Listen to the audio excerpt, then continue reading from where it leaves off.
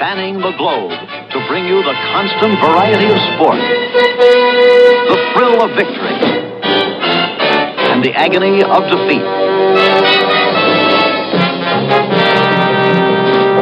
The human drama of athletic competition.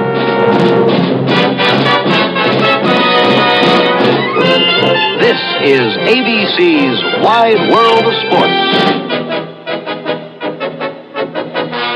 Brought to you by Lincoln Mercury. See all our 76 cars with their new EPA mileage estimate. We're proud of them at the sign of the cat. And by Sears, home of the road handle. The next step in Sears steel-belted radios.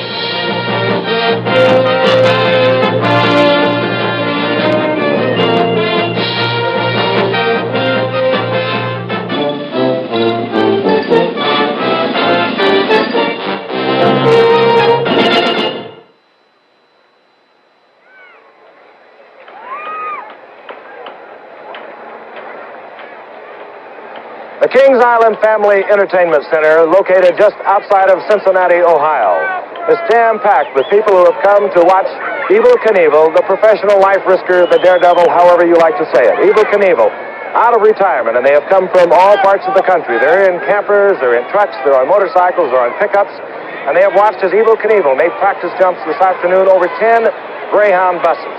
His jump this afternoon, perhaps one of the longest of his life, is going to be over 14 Greyhound buses. An enthusiastic crowd, as you always have whenever EVEL KNIEVEL is there. It's a happening. The weather, well, it has not been good. It's cloudy, it's overcast, it's windy, it's gusty, and last night it rained, and there was a threat for a moment that the jump would not take place. Hello, I'm Frank Gifford. Back with EVEL KNIEVEL as we were in London last May to the 26th. EVEL KNIEVEL, of course, missed on that jump. He went for 13 double-deck London buses, and if you saw that show, you know he made 12 and a half and was injured. He suffered a compression fracture of his spine. He broke his hand. He had a deep concussion. He said right after that, "I will retire." But I was there at the time. In fact, I was holding him up when he said he was never going to jump again. Of course, he was in shock. He spent weeks in the hospital there. He came back, changed his mind for whatever reasons, are EVEL KNIEVEL's. But indeed, EVEL KNIEVEL is back, and he's going to jump. You have to ask yourself and wonder, why is EVEL KNIEVEL back jumping? And that's what I ask him. The reason that I want to jump the buses again is that I quit under the worst of circumstances. When I got up, I was awake and conscious. I knew my pelvis and my back were broken. I knew that I was hurt internally. I felt it. I just gave up completely because I didn't want to go through it anymore. You can't do it and say you're the best in the world and then fall off and get up and say, "I quit." Not if you're an EVEL KNIEVEL, you can't. And I'm not going to quit that way. I will try it again. If I make it, I'll continue. And if I don't, I'm going to pack it all in. EVEL KNIEVEL, as he talked to us a few weeks ago, referring to return to action. There is the span of the 14 buses EVEL KNIEVEL will jump this afternoon. He's in the dressing room at the moment in his van situated just up the course of the jump, preparing to go for the jump. That, of course, coming up on Wide World of Sports. Kings Island, just outside of Cincinnati, Ohio, the home of the world champion Cincinnati Reds. And here at Kings Island, thousands of people have gathered for the jump of EVEL KNIEVEL. An incredible crowd. Considering the weather, it was raining this morning. The jump looked like it was going to be postponed. However, the jump is on. EVEL KNIEVEL has been practicing this afternoon, has already turned on this crowd, excited them. There are the 14 buses which EVEL KNIEVEL will be jumping very shortly. Earlier today, he jumped 10 buses, seemed satisfied. As we said, excited the crowd, has gone back into the van, will be out very shortly, and will be warming up his bikes and doing as only EVEL KNIEVEL can do to a crowd, getting them excited, turned on in every possible way. Hello again, I'm Frank Gifford, and once again with EVEL KNIEVEL, a man that I've come to know over the past few years. He's unique in every way. One thing I would like to say, and I really only paraphrase what EVEL KNIEVEL has said so very many times, and that is, he is a professional life risker. He is a daredevil. He has been doing this from a very early age, many, many years involved. And I would like to say that to the young people who are watching this show today. Never try to do what an EVEL KNIEVEL does, because it can be dangerous, it can be deadly, as a matter of fact, and it should not be attempted. EVEL Knievel has said that so many times himself, and I just want to reiterate it for him. I'm sure he'll say it again. But EVEL Knievel is a very special man. Last May 26th, we were in London. He was jumping 13 London buses. He jumped 12 and a half London buses. He went down, tumbling end over end off the landing ramp, and he came out with very serious injuries, a compression fracture of his spine. He had a broken right hand. He had a concussion. And in the shock of it all, as he went back onto the grandstand, which was amazing in itself because he insisted on walking back up there to almost apologize to the 80,000 fans in Wembley Stadium in London for not having made the jump that he said he would make. He walked back up that ramp, and in apologizing in a way to the crowd for not accomplishing what he said he would do, he also said, "This is my last jump." Of course, he was in shock. As a matter of fact, I was helping the man off the ramp. I know that the look of shock in EVEL Knievel was in bad shape at the moment. After weeks in the hospital, he returned home, changed his mind, and you heard earlier his reasons for returning to jump. He is unique in every way, EVEL Knievel, the man out of Butte, Montana, and as always, he turns on a crowd wherever he is. He has been here for a few days practicing, supervising the setup, and we understand he is about ready to make his appearance. And here he comes right now, Robert Craig Knievel. EVEL, welcome to Kings Island. Thank you. Good crowd. Ready to go. Looks like there's enough of them to blow me over it if I can't get that Harley Davidson over it. The wind, we'll talk about that again, EVEL, gusting, a problem? Well, it looks from the side of the flags that it may have died down a little bit, but I'm going to go, Frank. There's no wind going to stop me, not even a hurricane. EVEL, your estimation of the speed it might take to clear the 14 Greyhounds? Well, I don't know what the speed will be. I know we got the proper gearing on the thing. Roger Reeman's here. He's tuned the bikes for me for years. The machine is ready. I made it over 10 twice, and I know I can do 14. Good luck, EVEL. Thanks, Frank. I'll make it. I'll see you when it's over.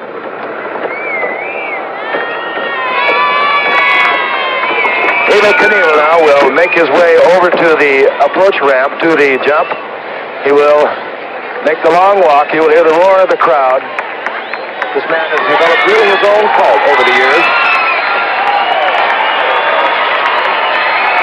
People, as we said, have come from all over the country for this jump.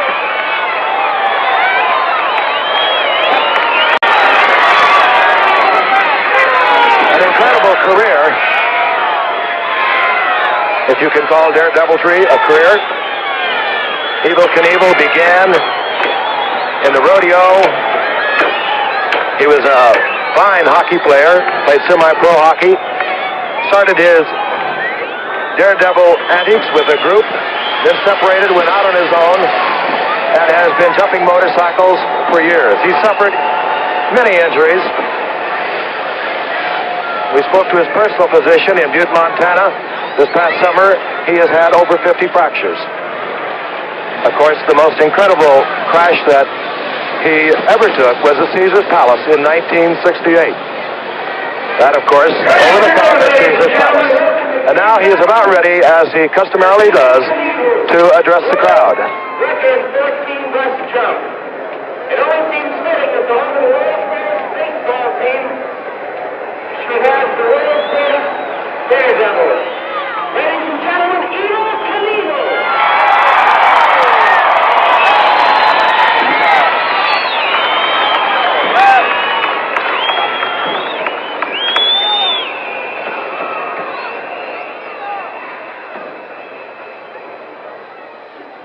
Thank you. Thank you very much. On behalf of my sponsors, the Chuckles Candy Company, Greyhound, AMF Harley Davidson,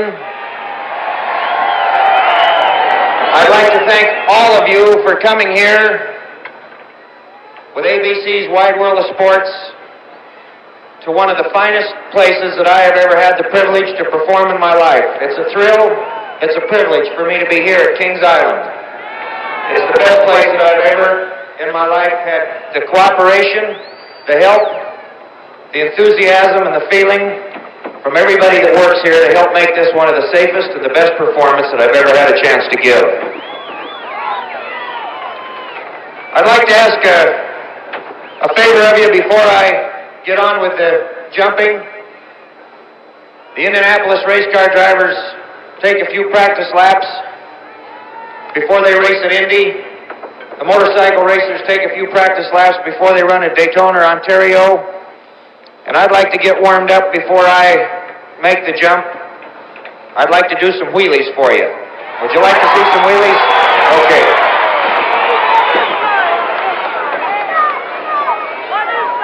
Also, for the first time here in the United States, since the rain has stopped, and since I feel that it's safe enough, I'd like to have my youngest son, Robbie, come up. I'd like to have him do some wheelies with me. Robbie?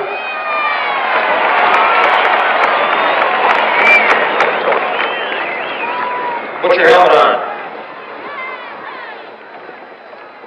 Robbie's 13 years old. He's been riding a motorcycle for 8 years. He started when he was 5. And we enjoy having a lot of fun and riding together. We use more than extreme caution when we're riding where there's automobile traffic. And we try and do the right thing and the safe thing when it comes to riding a motorcycle. Right now, we're going to have a lot of fun. We're going to do some wheelies for you. We'll do them on both sides here so that everybody can get a chance to see. I know you know that it's a little tight on this side where the buses are, but we'll try and get the job done. Let's go and have some fun, do some wheelies. Come on. EVEL Knievel walking down the ramp with his son Robbie. He's 14 years old. And we'll be back at Kings Island, Ohio in just a moment. There's EVEL Knievel with his son Robbie. He's 14 years old, as you heard EVEL Knievel say earlier to the crowd here. They try to observe every possible safety measure that you can. And EVEL, as I said before, is very strict about safety measures on a motorcycle. I was with him in London riding in a car towards Wembley Stadium when he stopped the car, got out of the car, and walked over to two youngsters who were parked at a stoplight. They did not have helmets on, and he really chewed them out. Said, never get on a bike without a helmet. And, of course, this he has brought to his family. His other son, Kelly, in Butte, Montana, watching, hopefully, the show today.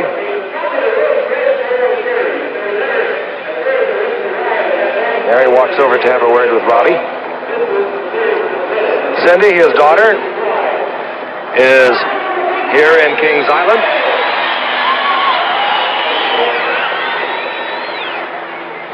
Robbie Knievel, 14 years old.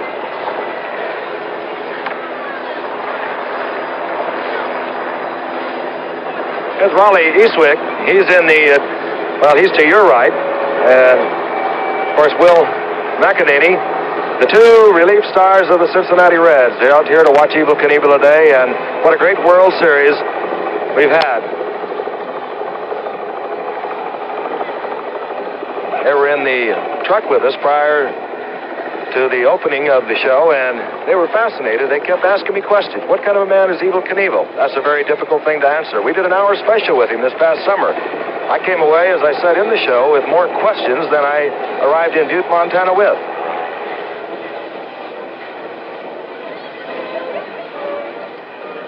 Father and son. EVEL Knievel's wife, Linda, is also here. She's an EVEL Knievel's fan, along with his beautiful daughter, Cindy. They're quite a family. Have a beautiful home in Butte, Montana.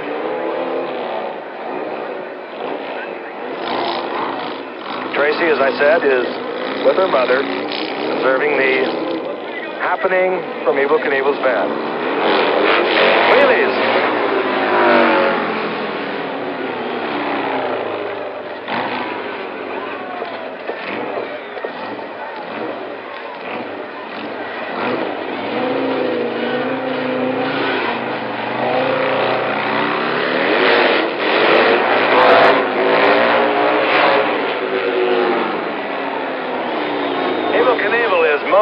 Most strict with the three of his children, Kelly and Robbie and Tracy, and particularly with anything that pertains to a motorcycle. They never would dare go near one without a helmet. He has taught them all kinds of safety measures in riding the bicycle.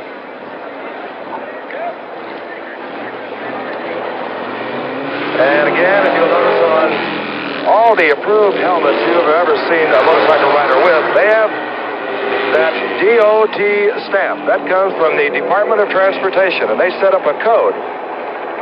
And Evil, of course, as I mentioned before, if he sees somebody riding a motorcycle without a helmet, he's out of his car, off his bike, and is really all over them. And we found out about that, and we learned that there are good helmets and there are bad helmets.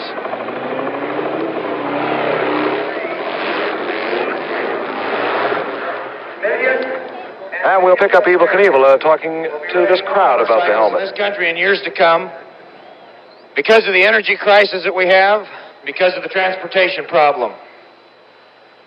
I hope that an honest effort for motorcycle safety will be introduced into our educational systems in schools in this country through a responsible United States Congress, and I hope further that I will be able and have been able to make a contribution to that program, one that young Americans will take heed of.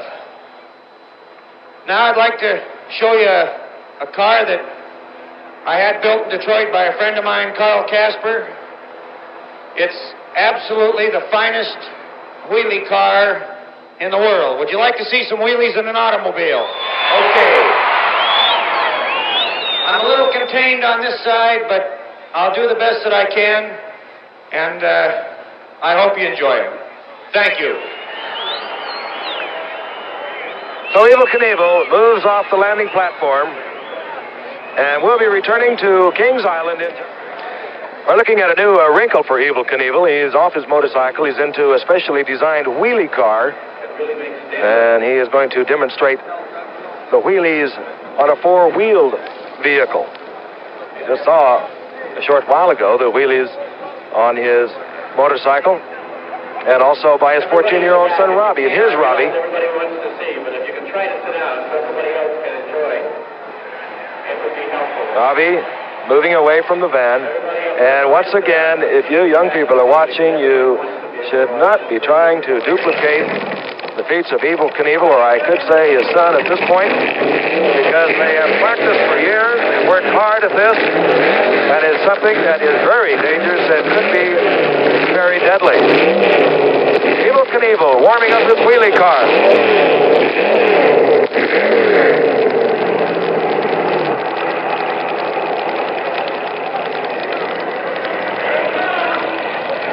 Now he'll move down to our camera left. That's the run-out ramp that you see going out onto the superhighway that bypasses Kings Island. Evel Knievel has come up with some other strange vehicles in his time. I'm referring, of course, to the Sky Cycle, in which he made the Snake River Canyon attempt, and now the wheelie car.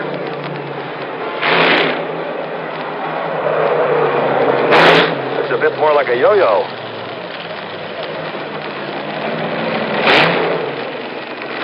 People have continued to pour in here to Kings Island. It was thought this morning the jump would be canceled because of rain. However, a grandstand has been built here in the past 15 days. It seats 35,000. There is standing room area for 35,000 more.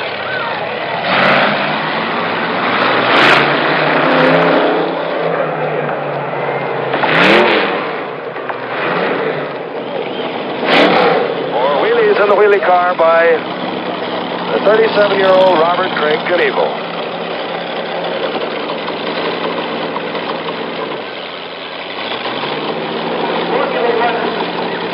That's the plywood run-out ramp that he's crossing.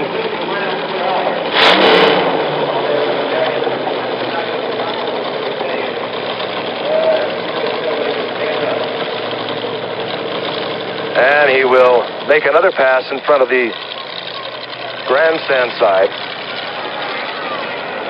where there's some 35,000 seats have been placed. Wheelies in the wheelie car. And of course, this crowd is here waiting waiting for one moment when Evel Knievel launches himself off his launching ramp to hurdle over the 14 Greyhound buses, and that will be coming up shortly. Back at Kings Island, Evel Knievel roaring down in front of the standing room crowd and showing him his new wheelie. Evel Knievel always seems to come up with another gimmick to turn a crowd on. This man has been doing this for years.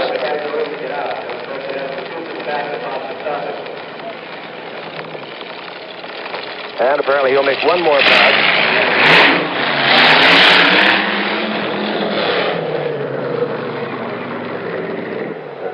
There it is. Will McEnany and Raleigh Eastwick are standing by with their jaws almost open. They're fascinated by this man. They were asking everyone around here, what kind of a man is he? Now Evel is going to go back up to the run-out ramp once more. Once more, he will be addressing the crowd.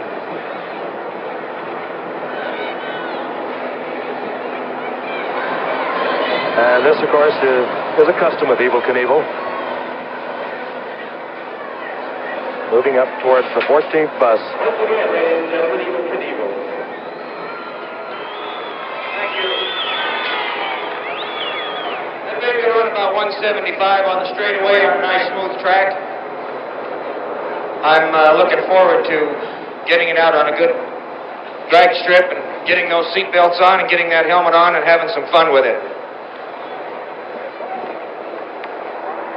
Right now, Roger Riemann, my dad Bob, all the Greyhound crew, and all of the fellas here at Kings Island that have worked so hard on this jump have given me the all-clear sign that it's time to go, that the jump is ready, the runways are in place, and since we don't have any threat of rain right now, I'd like to ask you fellas that are here working with me from Kings Island, you can go ahead and remove the plywood runway that you built for me that goes out into the Ohio Turnpike or the freeway. You can go ahead and take that off. I think the jump now would be safer without the plywood runway. Thanks for the help. You know, when I missed this jump in London over 13 buses, I said that I would never jump again. I said that I was through. I'm not a quitter. When you're down in life, you have to realize that life goes on, and that you too have to go on, that you have to get up, that you have to keep doing it, whatever your chosen profession is that you might do yourself. I have done a lot of jumping in 10 years. I had a dream. I had a desire. I did a lot of practicing. I used a lot of caution. That's what you have to do to make a jump like this. And on top of it, you have to be a good professional, and you have to have faith in the men that are working with you. So with all of those things, with all of those years, you watch me make the best jump and the safest jump of my life. I'm ready to go.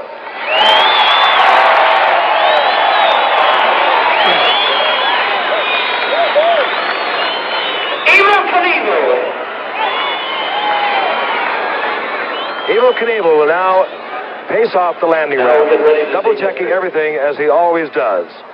He is just about ready and will return to Kings Island in just a moment.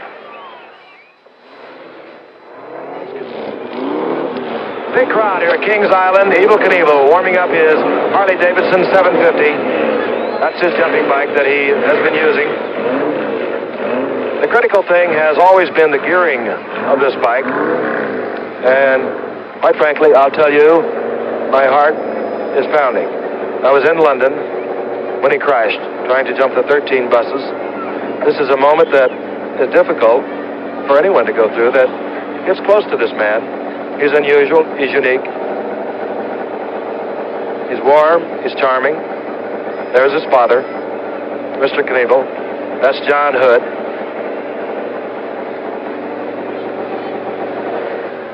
And his father giving him a pat on the hand, saying, "Good luck, son."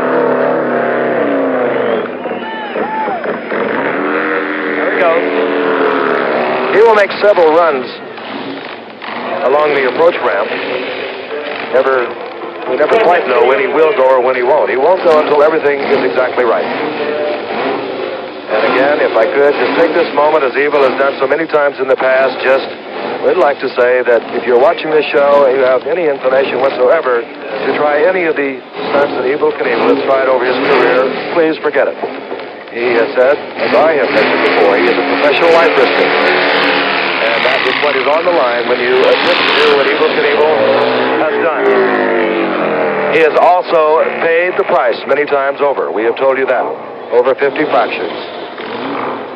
And there is one of the prices Evel Knievel paid, almost his life, when he failed to go over the Snake River Canyon.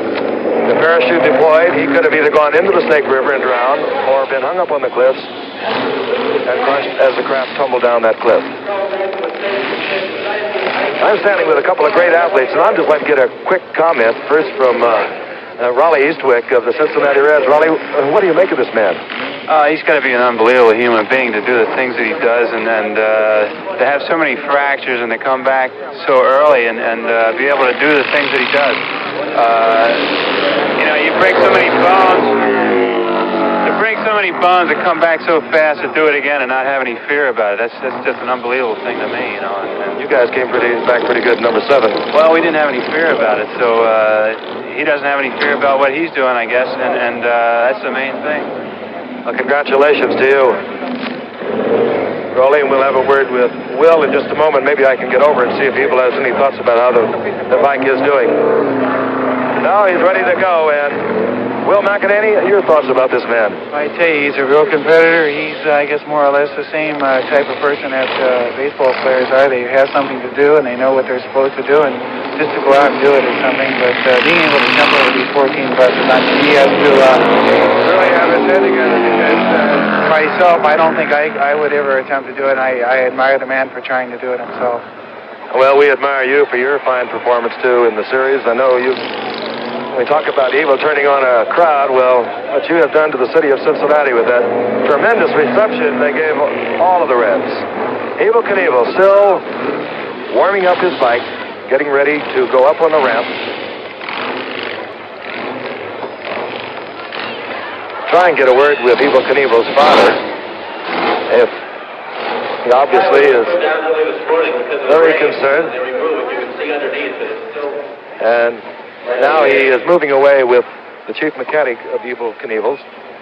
That would be Roger Ryman. He has been with Evel Knievel for many years, and there is the jump. And I'll tell you, when you look at it in that perspective, it really is kind of awesome. 14 Greyhound buses. The attempt in London, as we have said, was over 13 of the double-deck London buses.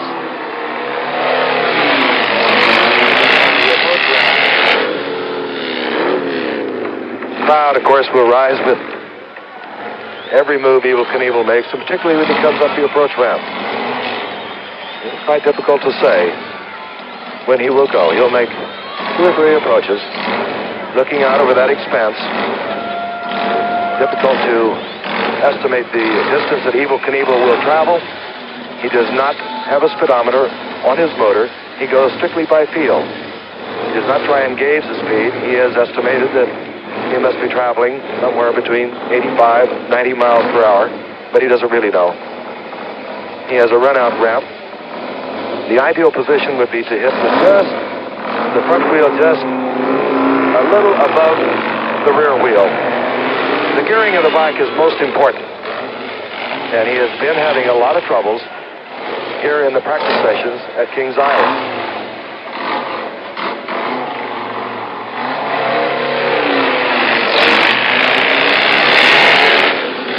Again, another practice approach. I'll try and get a word with Roger Ryman, Evel Knievel's chief mechanic. He is talking right now with Evel Knievel's father. Roger, you have just a second to give us a quick thought. Are you happy with the running of the bike? Boy, it's just running perfect. We can't ask for anything any better. Everything worked out good for us this morning. The Red Wing stuff is really working good that we've been using, and the motorcycle, Harley-Davidson motorcycle, is the greatest thing in the world. Well, good luck, Roger. I know how concerned you are. Just a quick comment from you, Mr. Knievel. Obviously, a lot of concern. Well, everything is going. Goes there like a bird. Okay, thank you, sir. I know how concerned you are, and I know also how proud you are. I am very proud of it. Thank you. All right, EVEL Knievel has now approached the buses 3 different times. In London, he went over that jump, or made the attempt on his 4th attempt. He's talking now with John Hood, a very close personal friend who was with him in London, also a motorcycle mechanic, who has worked a great deal on EVEL's bikes over the years.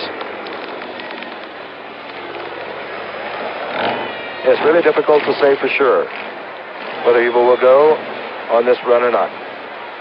A man from Butte, Montana. Began a life that could have led to imprisonment. He admittedly was a bad kid, as he puts it, and all of a sudden he said, I knew that the way I was going, I had to change, or I was in for a lot of trouble. Started out as a professional semi-pro hockey player, went into rodeo work, went into daredevil tricks, and we cannot tell you whether he will go this time or not. No, he pulls up, and he will not go this time again. One more look. Of course, he has had many successful jumps, but he has had many that have not been so successful.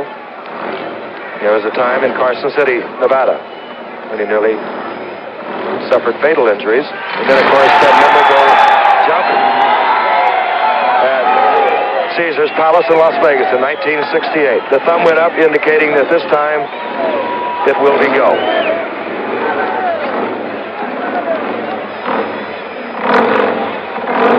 Again, John Hood is there with EVEL Knievel, discussing whatever you discuss at this moment. EVEL Knievel is very intense. We talked to him a few moments ago before he came out of the van, and his total concentration now is getting that bike off the approach ramp and onto the landing ramp, and he's not hesitating. He'll go.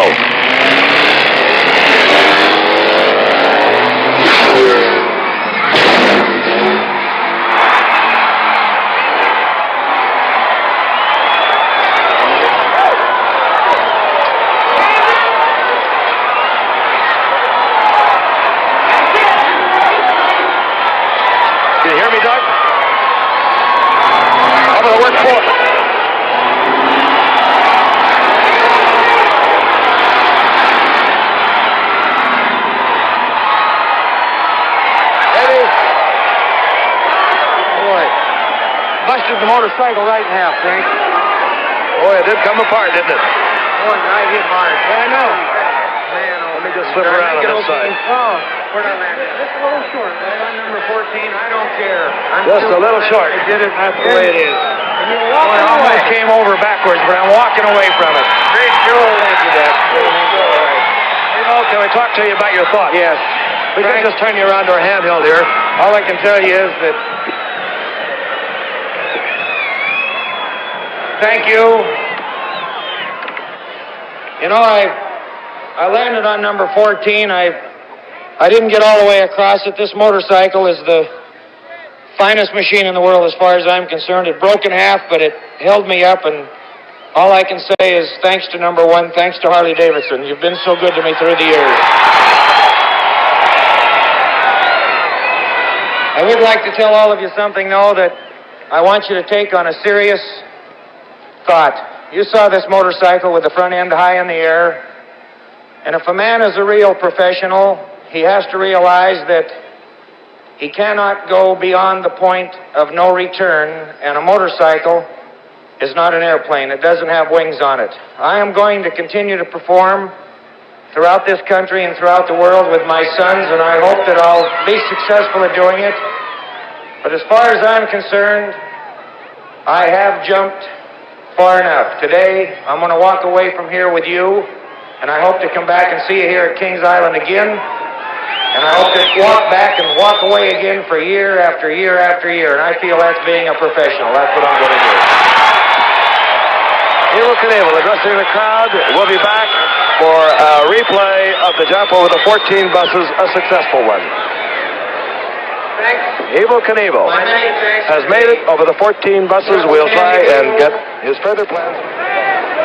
EVEL, you have to be a little bit relieved. I know how tight you were, how tense you were, although you made some really good practice jumps this afternoon. We're going to take a look at it on the replay, and you perhaps tell us where it went right, where it went wrong. It never goes wrong when you make it, does it? Well, Frank, you can see here the whole side of the motorcycle is busted up, and when I came off a takeoff, I was a little bit crooked. I tried to get straightened up. The horsepower dragged just a little bit, but boy, it came on strong. When I got up in the air, I felt the front end come just straight up and almost underneath me and go over backwards, and I thought, oh boy, the same thing's going to happen that happened, but look at that front end. I almost lost it, but boy, that suspension held. I lit right on top of that 14th bus and went on down and landed okay, and right there I'm saying, boy. We'll take another angle, another look at it from another angle, EVEL, and I don't think I've ever had the front end so high, Frank. You and I'll see it, but at least our audience can see it. And it probably was the highest you've ever had that front end without... I'd have gone another 3 feet, it looped over backwards on me, so I'm glad it came down when it did. You know, I hit the takeoff ramp. Roger Raymond is my tuner.